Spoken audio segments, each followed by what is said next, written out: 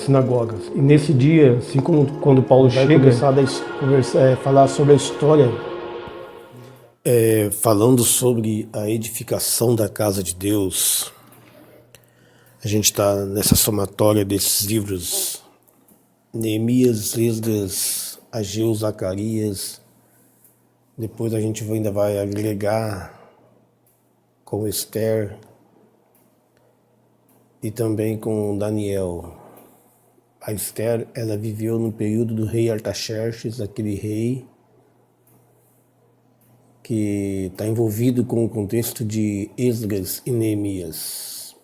Falar da palavra de Deus, principalmente desses pontos proféticos, é bem complicado. Mexer com datas, cronologia. E esse contexto da edificação da casa de Deus, qual começa no físico e termina na espiritualidade, é bem complicado, mas eu vou tentar limpar o caminho para você. Esdras, o livro toma o seu nome, mas ele mesmo vai a Jerusalém depois de 58 anos, mais ou menos, que o primeiro povo tinha voltado sob a liderança de Zorobabel e Josué. E o livro contém o seu nome, mas ele mesmo vai pisar naquelas terras depois de 58 anos, quando o templo já tinha sido edificado.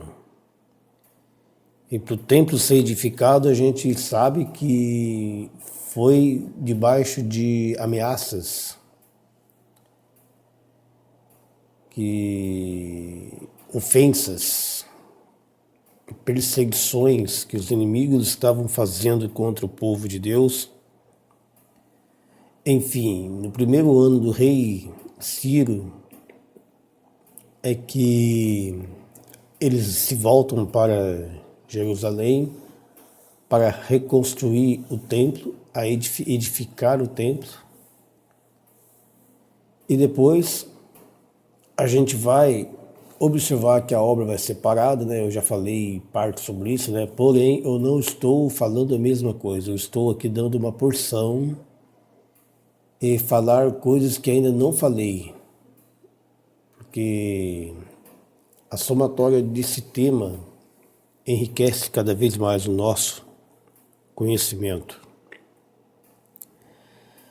Então nós sabemos que o profeta Ageu e Zacarias entram no cenário no livro de Esdras. O que a gente sabe hoje é que esses dois profetizaram no tempo de Esdras, no templo da edificação da casa de Deus. Só que quando você vai, você faz mesmo uma cronologia, você coloca as coisas nos trilhos, você vê então que Esdras e Zacarias profetizaram no tempo de Zorobabel, é claro, dentro do livro de Esdras, porque é Esdras que vai falar sobre esse tempo. Mas o Esdras mesmo, ele vai para Jerusalém depois de 50 anos que o templo já estava edificado, e esse templo foi edificado por completo no sexto ano do rei Dário. Interessante isso, né?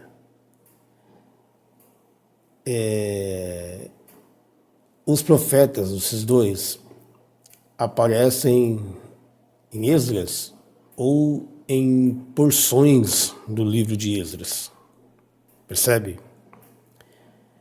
Se eles profetizam no segundo ano do rei Dário até o quarto ano do rei Dário, e o templo é edificado no sexto ano desse rei.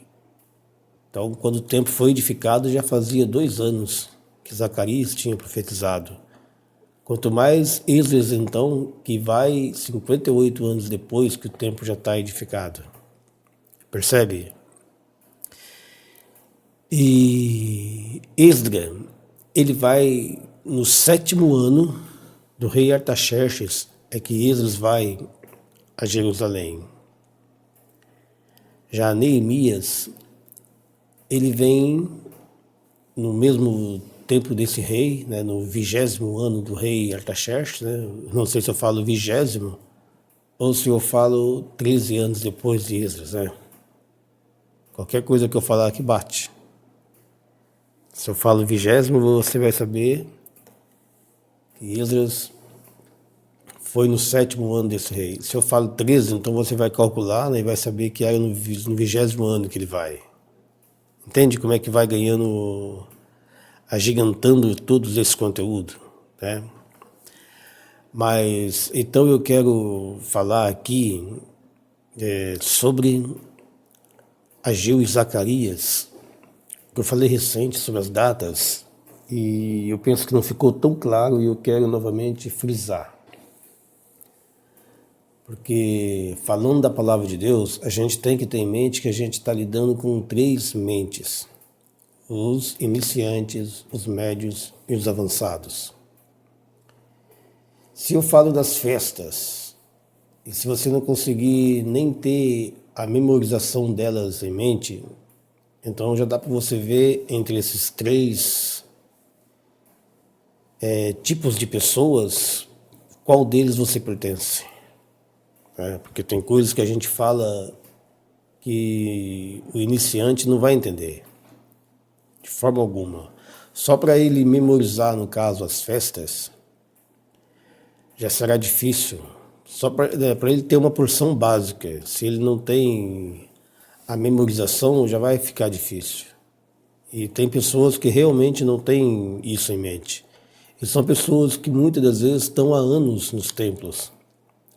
Daí é o que cabe nos a perguntar: o que de fato você está aprendendo dia a dia no local que você vai? Tanto tempo e muitas coisas ainda são mistérios para você, né? Por exemplo, falar das festas não é simplesmente você memorizar e a sequência delas, no caso, Páscoa, Asmos, Primícias, Pentecoste, Trombetas, Expiação e Tabernáculos.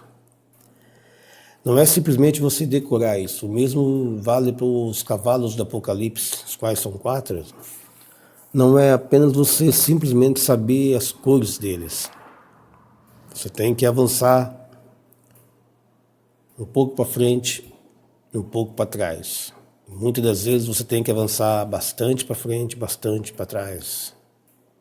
Ou seja, texto e contexto para você entender. Na verdade, cristão, ele precisa entender o básico da Escritura. De Gênesis a Apocalipse. Não precisa ser tudo.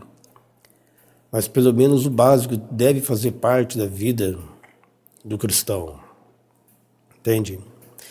Então vamos lá, eu vou limpar o caminho, né? Ageu, ele vai profetizar do 2º ano, 6º mês do rei Dário. É fácil marcar Ageu, porque, ou seja, para marcar as datas que aparecem em Ageu é meio difícil, porque aparece várias vezes. Acho que as 6 vezes, mais ou menos, aparecem datas em Ageu, que tem 2 capítulos. Já Zacarias, que tem 14 capítulos, seria mais fácil, porque vai aparecer datas ali apenas 3 vezes. Ageu profetiza, começa a profetizar no 2º ano do rei Dário, do 6º mês. Já Zacarias também começa nesse mesmo ano do rei, porém no 8º mês. Então a gente observa que se passa 2 meses que Ageu entra em cena, Zacarias também entra. E até o versículo 6 do capítulo 1 de Zacarias, aquele conteúdo vai estar datado nesta data. Porém, do versículo 7 em diante, até o término do capítulo 6 de Zacarias, a gente já vai ver que já será outra data. Ali ele vai estar dizendo que será no 11º ano do rei, 11º mês do 2º ano de Dário. Então você observa que se passou 3 meses dos 6 versículos, e agora a gente tem a porção toda que vai abranger até o capítulo 6, no final dele, as 8 visões do profeta. Que estaria aí, no caso, na primeira etapa do livro de Zacarias, porque Zacarias é visto em 2 blocos. Primeiro do 1 ao 6, segundo do 7 ao 14. Já no capítulo 7, ele vai dar então mais uma vez a data. E ali vai ser no 4º ano do rei Dário, me parece que no 9º mês. Daí aquela porção vai até o capítulo 14. Então, sabendo-se isso, a gente consegue entender então que esses dois profetas profetizaram no tempo ali que a obra de Deus ela para, né? A edificação da casa ela é embargada. Eles vão então incentivar o povo nesse tempo. E as datas, ela ajuda a gente a entender a cronologia dos tempos, né? Mas não é só isso que Deus está querendo frisar em Ageu e Zacarias, datando com os conteúdos de Esdras. Lembre-se das festas, né? Mas isso é muito importante porque o Neemias, ele vai já por volta do 20º ano desse rei, o rei Artaxerxes. Entende o quanto fica assim formidável a escritura quando você começa a olhar desta forma? Você consegue ver coisas que você não via antes. Por isso que eu falo que somente pelo fato, né, de você já colocar em ordem as datas, você já consegue organizar livros. E então a gente observa que esses dois profetas profetizam no tempo de porção de Esdras, porções de Esdras, né? Cabíveis a Zorobabel e Josué. Porque o Esdras mesmo iria lá somente depois de 58 anos, esses profetas já não estariam mais profetizando, segundo a gente observa na palavra. E ele vai, né, Esdras, vai no 7º ano do rei Artaxerxes. Agora eu quero que vocês prestem atenção na conexão profética, um pouco de conexões proféticas que eu quero falar, a qual eu encontrei e eu vi nesse livro. Os 7 anos desse rei, a gente vê que Esdras vai. Esdras ele era mestrado na lei. E quando ele vai, o templo já estava edificado. Ele vai para alertar o povo e para ensinar, instruir o povo na lei. Entende? 7º ano do rei Artaxerxes, um rei que prefigura Cristo. 7 para falar do 7º milênio. E no 7º milênio vai estar acontecendo o reino milenar de Cristo, a qual nós vamos estar vivendo nesse reino aqui na Terra. Só que preste atenção o quanto é formidável. É como se Deus estivesse mostrando para nós o reino milenar através de Esdras, porque sabia que nós iríamos ler a história dele antes e a gente iria ver que já tem um templo edificado no sexto ano do rei Dário. Interessante essas coisas, porque se a segunda etapa das profecias de Zacarias ocorreram no 4º ano do rei Dário e a casa de Deus, o templo foi edificado no 6º ano, então se passou 2 anos que as profecias de Zacarias tinham acontecido. E o templo edificado no 6º ano do rei Dário, você já vê aí apontamento para a 6ª festa que tira o pecado do mundo, qual é a expiação, qual nós estamos aguardando, qual vai acontecer no nosso tempo, no 6º milênio. E por consequência, assim que a casa de Deus foi edificada, que hoje ela é espiritual, é eu e você, é nós, a gente pessoalmente e ao mesmo tempo é a gente juntos edificando essa casa, trabalhando nessa construção. Então a gente sabe que depois disso vem o reino milenar. É o que está na sequência ali, quando você observa Esdras, Neemias. Então você chegaria e você olharia para Esdras, apontando para 7º milênio, ou seja, para o reino de Cristo milenar, porque anteriormente, nessa sequência, você viria um templo sendo edificado, porque lá já foi edificado, lá já foi concluído. Então veio o milênio, entende a visão? A gente vai edificar hoje, nesse tempo, e quando a gente edifica, vem o reino de Cristo. E depois ele conclui com Neemias, para a gente ter certeza que realmente o reino foi edificado, porque Neemias, ele era copeiro do rei. Ele servia o rei. Então você vai observar que lá em Neemias vai estar falando também de reino milenar de Cristo. Olha lá para o primeiro capítulo de Neemias. Ali a gente vai ver, somente pelo fato de uma expressão que a gente vai ver ali, a gente já consegue ver o reino de Cristo. Porque ali, Neemias está dizendo assim, ó, no versículo 3 do capítulo 1, ou do capítulo 2, agora eu não lembro, acho que é capítulo 2.